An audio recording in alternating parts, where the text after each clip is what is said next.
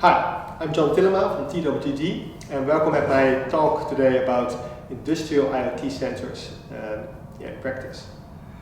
The title will be Asset Performance Management with Wireless Vibration Sensors, and it already gives it away. We are making a lot of sensors within TWTG, but today we're going to highlight vibration sensors. We only have 10 minutes, so I'm going to give you a really highlight of it. If you want to see more, come see me at the Real Things conference or just contact me in the end. My name is Tillema, like I said. I'm CTO and co-founder of TWTG, and we're making industrialized sensors, only in LoRaWAN space, and are fully battery-powered ATEX and ATEX certified for worldwide applications, especially in the oil and gas sphere.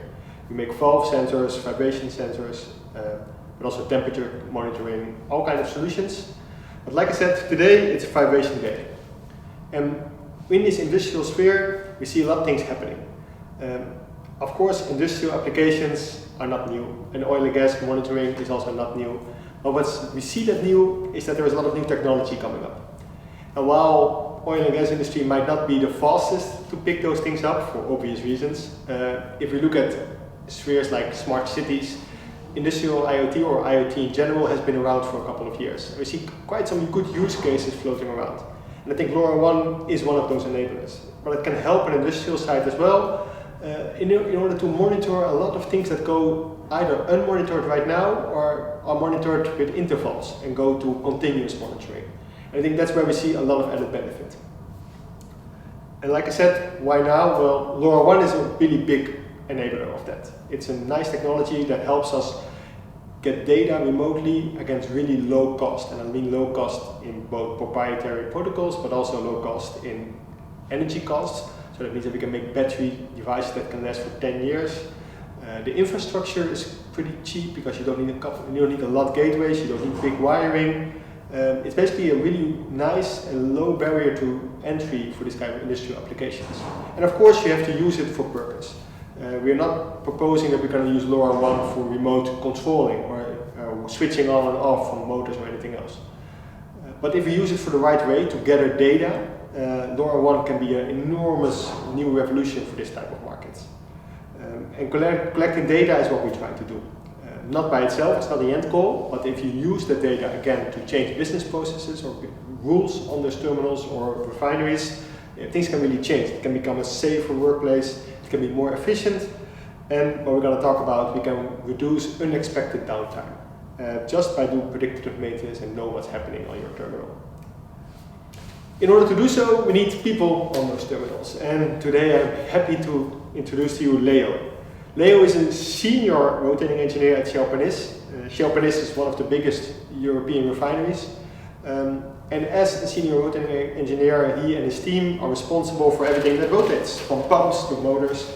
And in order to do so, he and his team going out every month to do moment snapshots of those assets in the field and basically monitor them with a really big vibration monitoring appliance, measure that, monitor that, and from that point forward actually make a decision if maintenance is needed or anything else.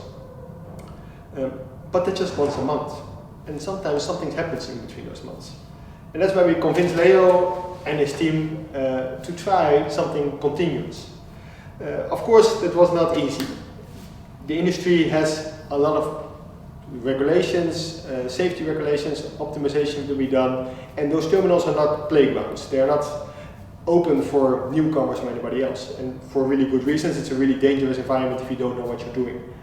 So he was a little bit skeptical. Actually, Leo was a big fan from day one, but you can imagine the questions being asked within Shell: why is this better than our current way of working? Who's going to look at the data points? Because now we have once a month, and now suddenly there will be 24 hours of data points. Who's going to do that? Are the devices certified? Also, who's going to install that and maintain it? And that's basically where we developed something together with Shell. We were doing vibration monitoring already, we were developing it, but Shell as launching customer were able to give us the final touch points to get to a sensor that would really work on their side.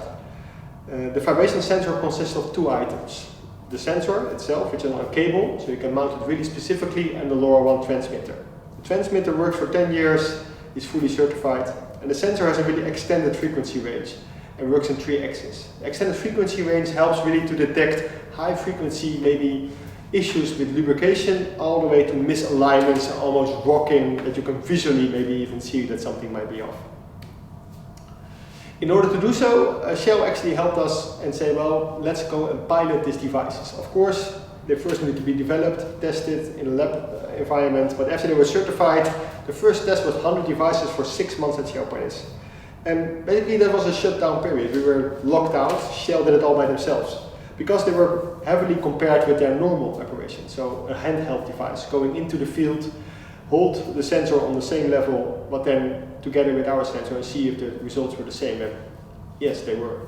And that only shows that it's not rocket science at the end of the day. We didn't invent vibration sensoring.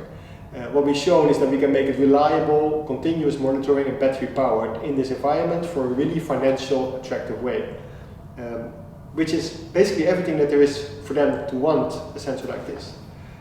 The data here is shown is RMS velocity, which is the continuous monitoring.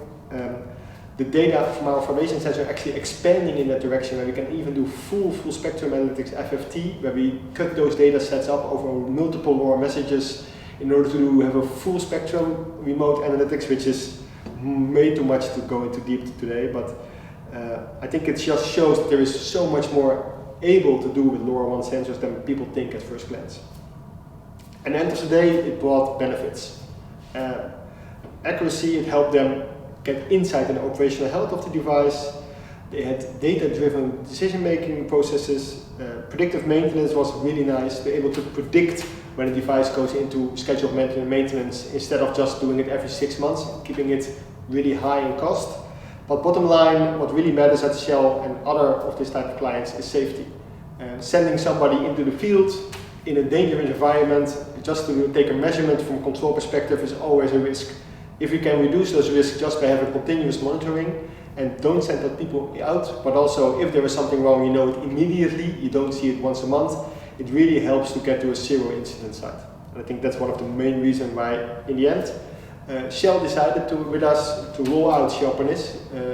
We started off with 2,500 sensors that are installed at Shell Paris now, making it a really big, and not even really big, but basically world's best vibration monitored site worldwide. And that's not even only on LoRa, just on all way of vibration monitoring, having this one continuous monitored in real time.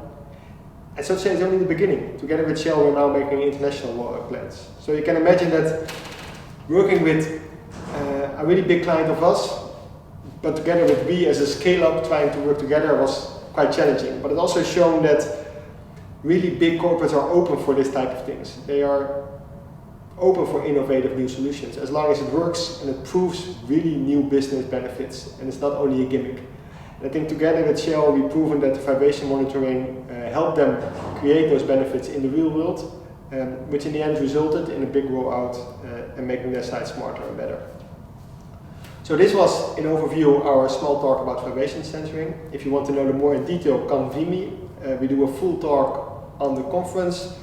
But if you're not there, please contact me through LinkedIn or other ways, and we're more than happy to explain more to you. Thanks very much.